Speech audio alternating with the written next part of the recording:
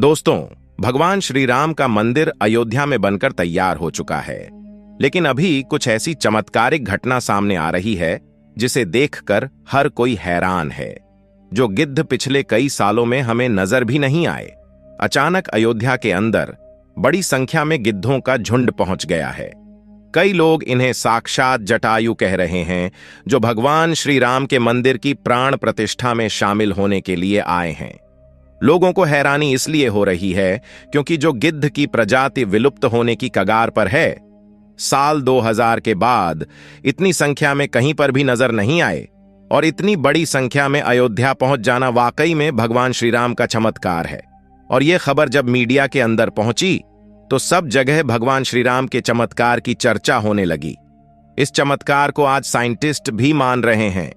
आज के इस वीडियो में भगवान श्री राम के मंदिर बनने के वक्त हुए वह चमत्कार बताएंगे जिसे सुनकर आप भी चौंक जाएंगे।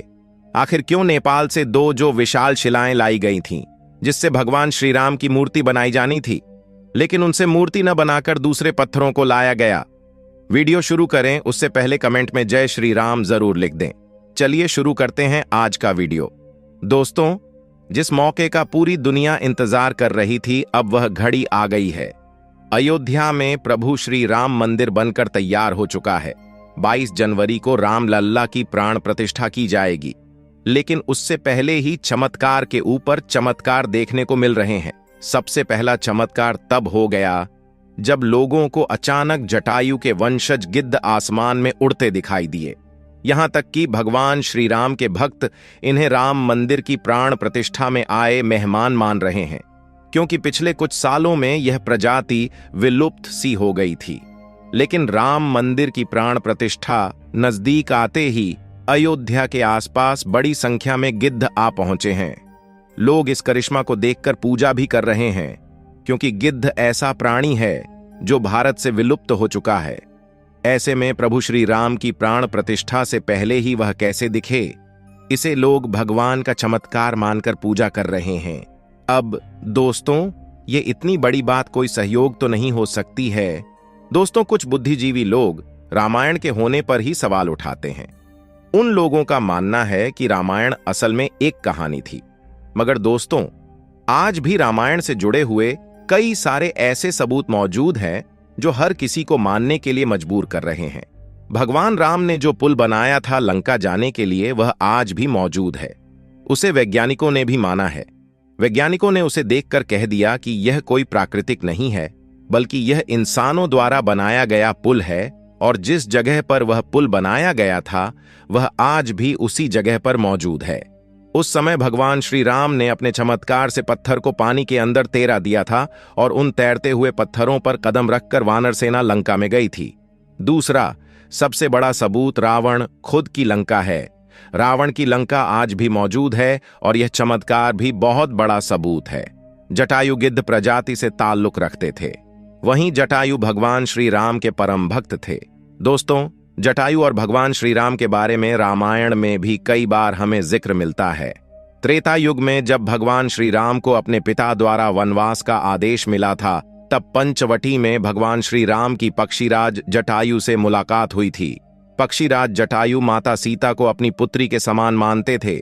दरअसल जब रावण माता सीता को हरण करके ले जा रहा था, तब जटायु ने ही लंकापति रावण को सीता माता की रक्षा के लिए युद्ध किया था। वही जटायु जिन्होंने अपने पंखों से रावण को बहुत चोट पहुंचाई थी। रावण के शरीर को जटायु ने लहूलुहान कर दिया था।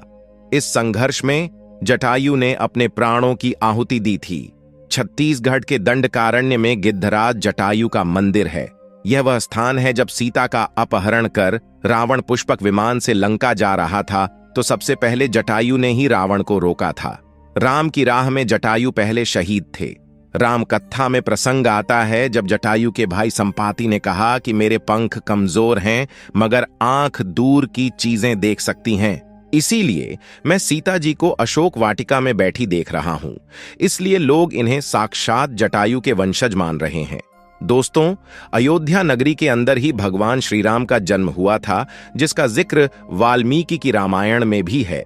सालों तक चले राम राज्य के बाद जब श्री राम ने जल समाधि ले ली, तो अयोध्या नगरी सूनी हो गई। पौराणिक मान्यताओं के अनुसार उज्जैनी के राजा विक्रमादित्य जब यहां आखेट करने आए तो उन्हें उजाड़ भूमि पर कुछ चमत्कार दिखाई देने लगे। खोज की तो पता चला कि यह श्रीराम की जन्मभूमि है। इसके बाद उन्होंने यहां श्रीराम के भव्य मंदिर का निर्माण कराया, जिसमें काले रंग की कसौटी पत्थर वाले चौताल स्तंभ थे। समय समय पर यहां राजाओं ने मंदिर की देखभाल की, लेकिन 14वीं शताब्दी में जब भारत में मुगलों का शासन हुआ तो श्रीराम जन्मभूमि को नष्ट कर वहां बाबरी मस्जिद बना दी गई। 1525 में राम जन्मभूमि मंदिर को बाबर के सेनापति मीर बांकी ने ध्वस्त करवाया था। बाबरी मस्जिद की 3 गुंबद थी, जिसके बाहरी हिस्से में एक चबूतरे में श्रीराम के बाल स्वरूप की पूजा होती थी। इसे राम चबूतरा कहते थे। लेकिन 1950 में बाबरी मस्जिद के मुख्य गुंबद के ठीक नीचे वही मूर्ति निकली जो सदियों से राम चबूतरे पर विराजमान थी। बाबरी मस्जिद और राम जन्मभूमि मंदिर पर सालों चले विवाद के बाद आखिरकार श्रीराम की अपनी जन्मस्थली पर प्राण प्रतिष्ठा हो रही है। अब एक सवाल यह है कि आखिर अयोध्या में भगवान श्रीराम की मूर्ति बनाने के लिए नेपाल से 2 विशाल पत्थरों को लाया गया था।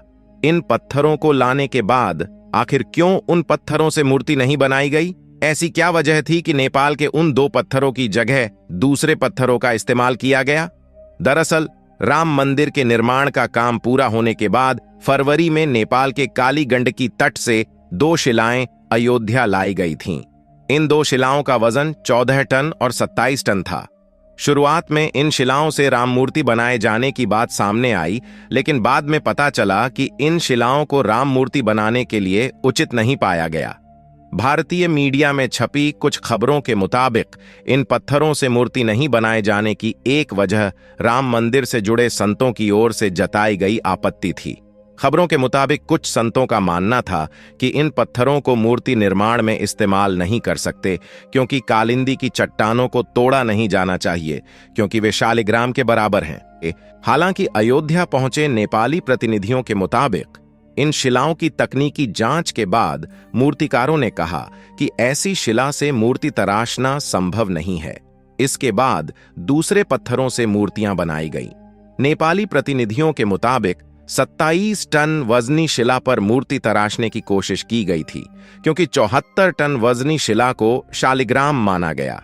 लेकिन 27 टन वाली शिला भी उपयुक्त न पाए जाने के बाद दोनों शिलाओं को राम मंदिर निर्माण स्थल के पास रखा गया है। भारतीय मीडिया के मुताबिक राम मंदिर के गर्भगृह में रखने के लिए देश की अलग अलग जगहों से लाए गए पत्थरों से 3 मूर्तियां बनाई गई हैं। इनमें से सबसे अच्छी मूर्ति का चयन कर उसे गर्भगृह में स्थापित किया जाएगा। दोस्तों, अयोध्या में दुनिया का सबसे बड़ा विशाल मंदिर बन रहा है। लोग बेसब्री से इंतजार कर रहे हैं राम मंदिर के लिए। कुल 67 एकड़ जमीन है, जिसे 2 एकड़ में मंदिर बन रहा है। पहले मंदिर के मुख्य शिखर की ऊंचाई 128 फीट थी, अब यह 161 फीट होगी। 3 की जगह 5 गुंबद और एक मुख्य शिखर होगा। वैसे तो साल 2020 में ही काम शुरू कर दिया गया था। प्रधानमंत्री नरेंद्र मोदी ने 5 अगस्त 2020 को अयोध्या में राम मंदिर की आधारशिला रखी थी। साल 1994 में बाबरी मस्जिद को ढहा दिया गया था, जिसके बाद हिंदू पक्ष और मुस्लिम पक्ष के बीच इलाहाबाद हाईकोर्ट से लेकर सुप्रीम कोर्ट तक लंबी कानूनी लड़ाई चली। इसके बाद नवंबर 2019 में ऐतिहासिक फैसला सुनाया और आदेश दिया कि अयोध्या में विवादित जमीन पर मंदिर बनाया जाए। इस फैसले में यह भी शामिल था कि केंद्र सरकार मस्जिद के निर्माण के लिए सुन्नी वक्फ बोर्ड की 5 एकड़ वैकल्पिक जमीन उपलब्ध कराए। अब दोस्तों, आप इसे लेकर क्या सोचते हैं? कमेंट के माध्यम से जरूर बताएं। धन्यवाद।